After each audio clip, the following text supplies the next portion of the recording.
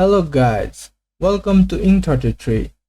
This channel contains the spoilers of that time I got reincarnated as a slime.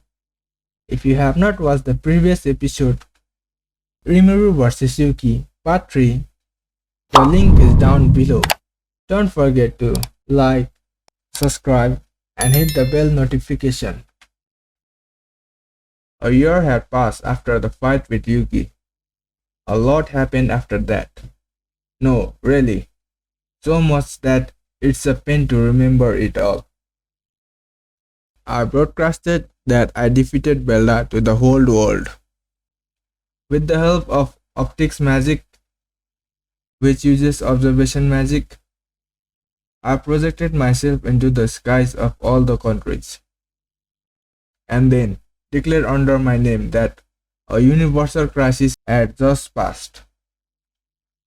The world was filled with joy, and slowly the unprecedented disorder came to an end. And needless to say, it was the people of Tempest who helped bring it to an end. Anyway, the world has finally regained its previous stability. A while after defeating Yuki, I released Beldora. And then, that guy went on saying stuff like, "That was a good sleep. It seems like it's my turn at last." Even considering that he was isolated from the physical world while in the imaginary space, it wouldn't be an exaggeration to say that he wasn't reading the atmosphere at all. And the price for that was quite high. And so, him being punished by his elder sisters couldn't be helped. However, his elder sisters, Belzard and Belgrind, interest soon went towards Belgaia, the new true dragon, who was riding on Milim's shoulder.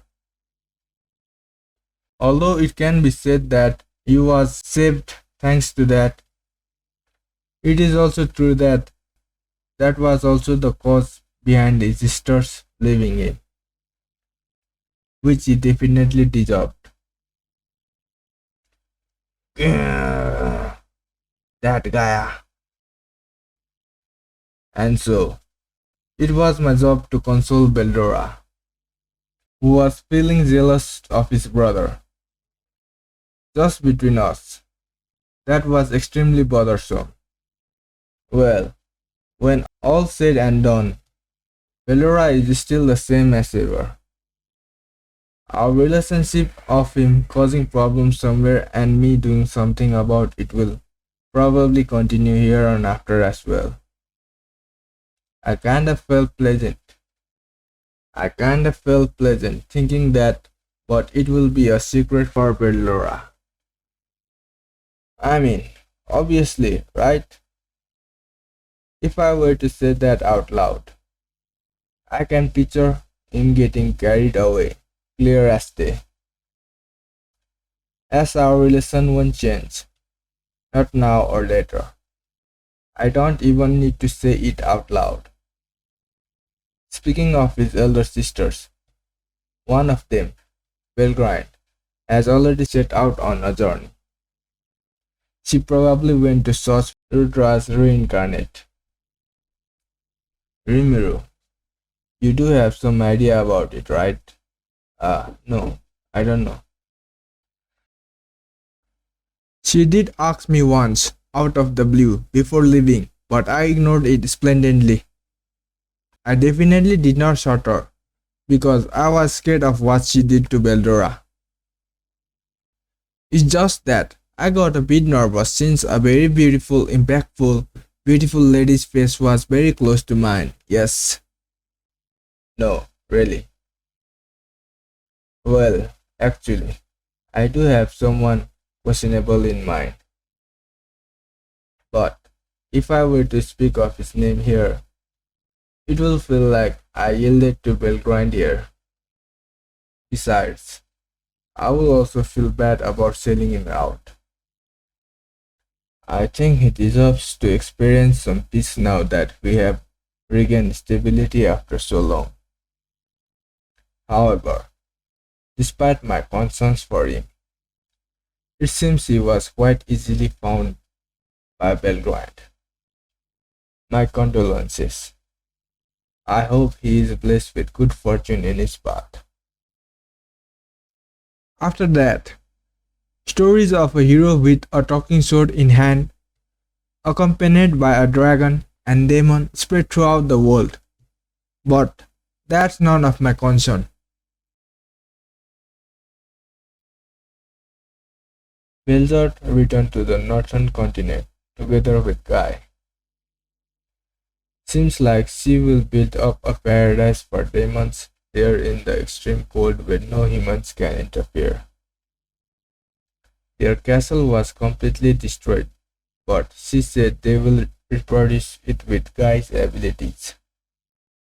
Moreover, it seems like he acquired the ultimate skill, Iva's god endurance, by using the experience of the final fight. And this ability even adapted Gaia's all-creation manifestation, truly an all-purpose ability.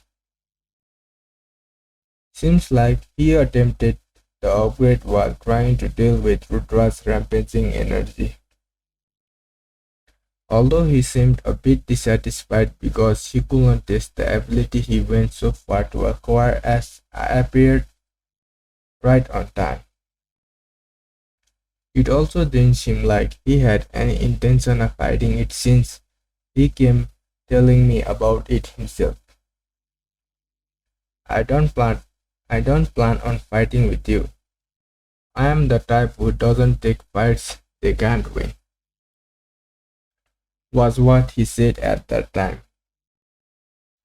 I don't know if that is his true feelings or not, but I don't want to fight with Guy either. So that's fine with me. At the very least, I felt like Guy as he is now could have fought Yuki on an even field. Well, I won't lose to him as I am now, but I don't fancy getting hurt due to being prideful like that. There's no reason nor meaning in fighting him, so it's best if we can get along. Though I do say that, Guy and I fought a few times after that, but I shall talk about that at a later opportunity. The Celestial World was decided to be Milim's territory. With Gaia's all-creation manifestation, we recreated the parts of the castle and the gate. The residents of Milim's previous Demon Lord territory were migrated successively. The Harpies led by Frey and the Lycanthropes, and the Celestial Demons, who are now obeying Dino. The Celestial Demons are a new race born from incarnated angels transforming. Does that make sense? In the first place, the angels who fall and turn into demons are called Harpy or Tengu, so this can't be taken as a rule. Even Dino is of a race called Fallen, as he fell. Well, in reality, these celestial demons don't really have a physical body, so they can't live outside the celestial world though. As such, celestials, demons, harpies, and lycanthropes are Milim's main forces. We have decided on secretly having cultural interactions between Tempest and them, and have settled on testing new technology in the celestial world. And it was clear that the advancements of science will be clearly different from my previous world, as magicals exist here, which can be directly converted into energy. We will be doing the developments in the labyrinth like always, but the celestial world will be adopting the technology first. And then, by using the data we acquired there to complete it, we will apply it in Tempest. And naturally, the tech built with physics will be sent directly to Dwargon, and the ones built with magic to Sharian. Like this, while maintaining each of the country's uniqueness, we will be providing them with the latest technology. And of course, without saying, The profit from the technology will be entering my pocket. And to speak of the millions in question, well, she is still the same, steadily going behind Fresh back to come play from time to time. Well, I have also been playing, taking a breather together, so I can't really complain. Dino also comes along as Milim's guard, but there's no mistake that his aim is to slack off and have snacks. After all, after playing slacking off for a long time, when Frey appears, both Milim and Dino's face turn pale.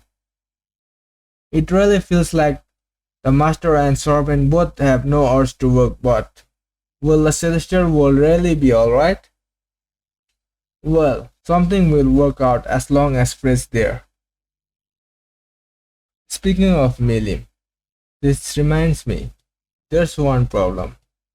Recently, Shuna, Shion, and Milim have been intensely competing against each other in my absence. From Soe's observation report, it seems like they are having a holy battle for the place of my legal wife. What's with that? I felt my head itching even thinking about it. In the first place, I don't have my son, and neither a lifespan, so it's completely unnecessary to marry. Chloe was like, Sensei is Sensei, and came hugging me, so that was genuinely cute. That's not fair. Rimuru is my best friend, so I should be the one. That's just you being deceived. If we are going to say that, then I am Rimuru-sama only secretary. Chloe turns out to be quite the tactician. I need to be more careful about her than the muscle-headed Milim-sama or Shion. The three rushed in while I was having tea with Chloe. And like always, the nosy time started. This also became regular day by day, so I better come up with a solution soon. Besides, if I were to decide on a legal wife, will they come asking to be my concubines next? No, let's stop thinking about that. That will be too troublesome. Master's partner is me, so I feel like I just saw something, but it's probably better to not think too deeply about that either. And like always, I decided to postpone the problem. Tempest also underwent a big transformation. After tending to the hobgoblins under Rigidor's commands, we started reconstructing the city with Benimaru as the head. With the help of Gyarados craftsmen, the city was reconstructed in the blink of an eye. Ramirez was easily handling the reestablishment of Satellite City. The adventurers also helped out, and the Empire soldiers were also mobilized. What about their salary? That's not for me to worry about. Marmalskun came clinging out onto me saying, Rimuru-sama, in a crying voice, so I intensely cheered him up with good luck. I know you can do it, so it should be fine. It seems like he was also being consulted by Rigredo, so it's great that they are getting along well. Thanks to his hard work, Tempest was reborn into an unprecedented, unique, super futuristic city. I restrained myself and just gave ideas, but Gyarados made it all happen. He implemented the new technology from his research on Grunsley. There are also some which were used without testing in the celestial world. While leaving the hot spring town in the sight, the city of Tempest magnificently upgraded into a futuristic city, and a multi-layered defense barrier was put up with the help of a huge-scale magic circle. The teleportation devices connected places within the city, making it easier to channel distribution. The teleportation devices were set up in every division, so Traveling and transport was very smooth. The skyscrapers were set in a very functional way that the sunlight shone directly on the city's center. Surrounding that, the residents' living space spread out in harmony with the forest. Even a comfort zone was built, completing the mystical city. By using magic and science in harmony, we were able to realize an extremely high level of efficiency way ahead of time. And this probably goes without saying, but the jobs for cultural exchange with other countries were also piled up. The making of transit gates were pressing, but there was also the need to finish the railroad system to use it together. Thinking of it like that, it was decided to use the magic train as the transportation network between the cities. By implementing various different kinds of magic techniques, the train was now able to travel at a speed of 300 km per hour without impacting the surrounding or making noises. The railroad tracks were made by the Empire soldiers. The Western countries, Dwarf Kingdom, Sorcery Dynasty Sharian, and the previous Demon Lost territory. The transportation network between Tempest and the surrounding countries was advancing at a quick pace. Between the Dwarf Kingdom and the Empire, the Dwarfs were also constructing a rail. By the way, the previous Demon Lost territory after Millennium Group left was still untouched. It was a rich land, abundant with resources. I'm thinking of discussing with the kings of the surrounding countries on how to use it later on.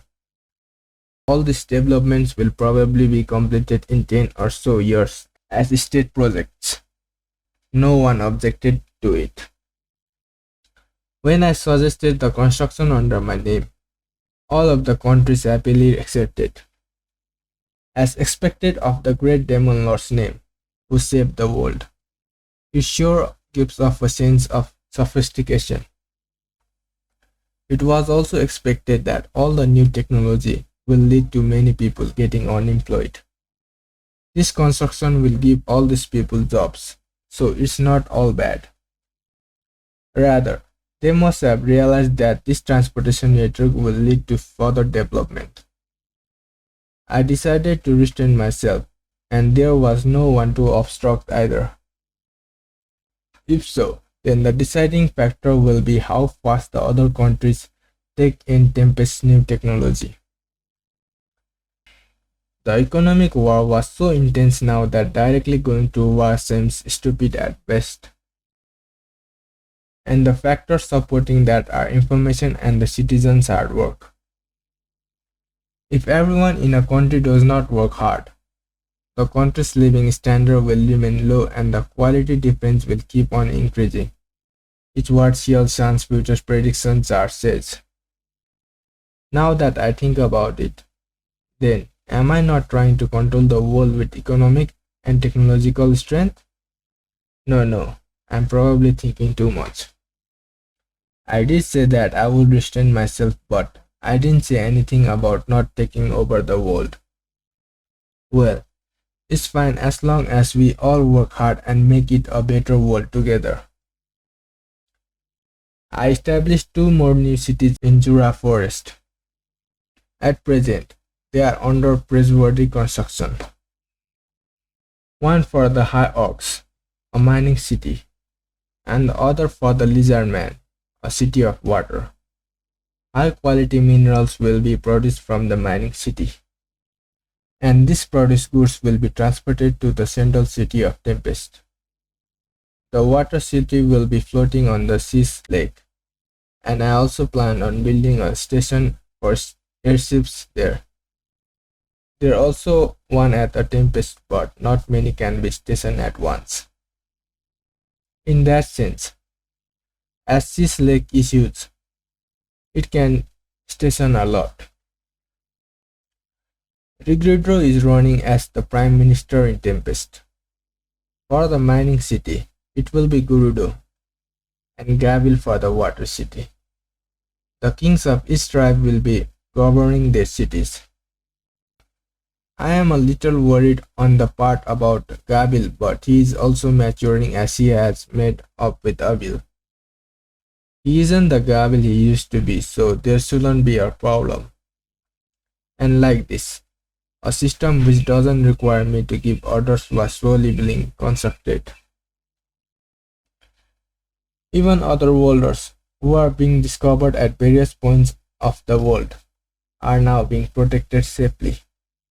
The ones who decide on living in this world will be sent to a particular academy in the Ingresia kingdom and will gain general knowledge about this world and non-fighting techniques and other things. After graduating, they can work at any important organization in any country. If they choose to return, they will be sent to my Otherworld Network Research Division, where they will help our research. Well, actually, I could send them back to their world by myself. However, it somewhat felt wrong to be sending every one of them to their home countries one by one, doing the philanthropic work. Besides, now that I have confirmed that there are several different worlds, I can lump them all together as otherworlders. There will be otherworlders who are not from the world I am from. I will provide them with information, and so they will have to work hard themselves to develop a teleportation magic to cross dimension, a dimension navigation method. For that, they will have a strong driving force and a strong will. Although I am considering secretly sending them off if they fail even after trying for a few years. But I have a feeling that they can probably do it, so there will not be a need for that. Their hard work will bear fruit and the dimension navigation method will be developed. And then, a brand new story will start with interdimensional exchange. Ramirez was upset. After all the trouble I went through to do some glorious work, now I will have to be a child for a few thousand years again. She came complaining to me. My honest thought on that is, no point complaining to me about it. Even Trini-san and the others were sad because they could not see Ramirez's true form. But really, just for a few years, after waiting a few thousands, it's weird that she can only be in that form for such a short period of time. It seems she had awakened forcibly this time, so she will have to start anew again. Well, it's fine, isn't it? Charles can play whatever they want, and you won't be given unpleasant work like milling, you know. Well, that is true. My work will be beloved research, and that is the best part. Right, in the first place, there isn't anything you will have wanted to do after becoming an adult, right?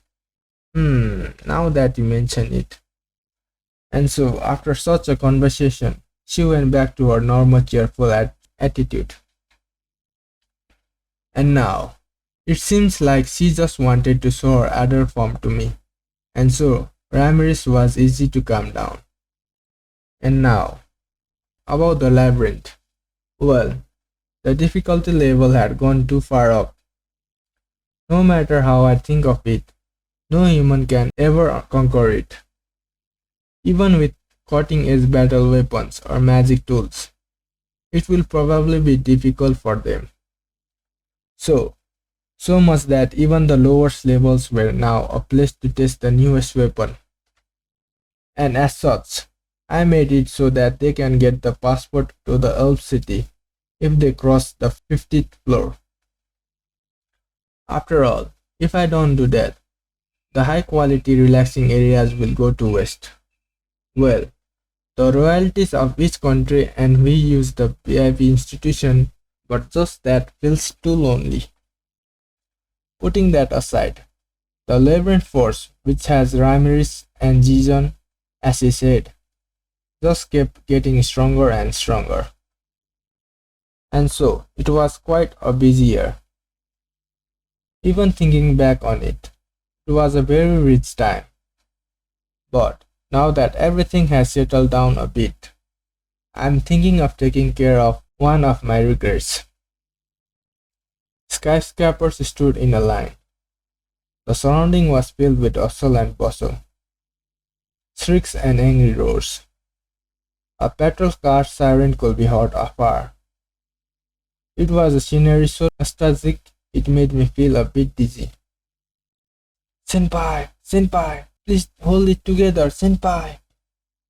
A youngster who was crying with a nice guy in his arm and a young woman looking at them in grief. It was Tamaru and Sawatari-san. These guys, they really haven't changed, huh? Well, I guess that is pretty obvious. I walked up to Tamaru and pat his shoulder. Move aside, Tamaru. Who are you? How do you know my name? Now, don't sweat the details. He turned around to complain, but lost his words seeing my beautiful face. That's about it. You will make Sawatari-san mad, you know, is what I thought of saying, but decided not to insist. I pushed Tamaru aside and held the jewel I brought out over the nice guy's dead body. The dead body and jewel seemed to have fused properly, so all that's left is to send it to my multiple parallel existence. I almost forgot.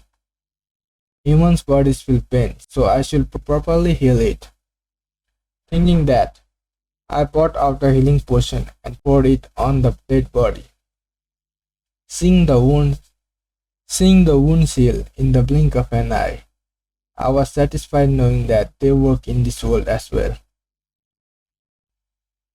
If I hadn't healed it properly, I will have to restore it after taking it in, and that's a pain.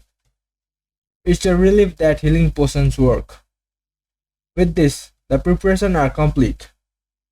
I concentrated my consciousness and used multiple parallel existence on the jewel.